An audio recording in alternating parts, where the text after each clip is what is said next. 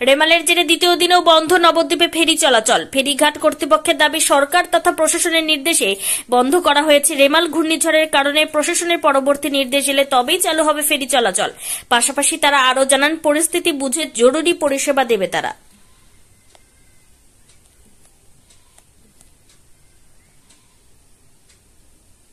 এখনো পর্যন্ত কোনো ক্ষয়ক্ষতি হয়নি বলেও জানায় নবদ্বীপ ফেরিঘাট কর্তৃপক্ষের তরফে।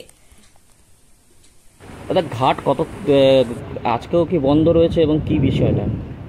আমাদের এই নবদ্বীপ ফেরিঘাট গতকাল থেকে সকাল থেকেই বন্ধ আছে এবং আজকেও বন্ধ আছে।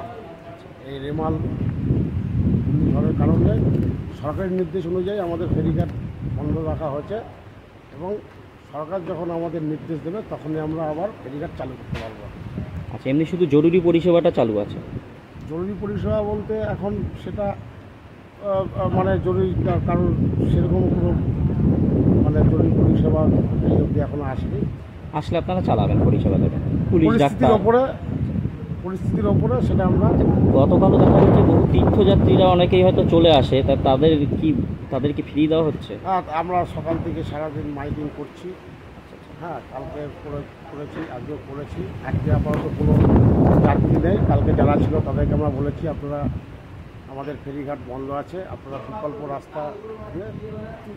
এখনো পর্যন্ত এই ঘাটের কোনো কিছু ক্ষয়ক্ষতি হয়েছে ঘরে? না, এখনও এই অবধি আমাদের কোনো ক্ষয়ক্ষতি হয়নি।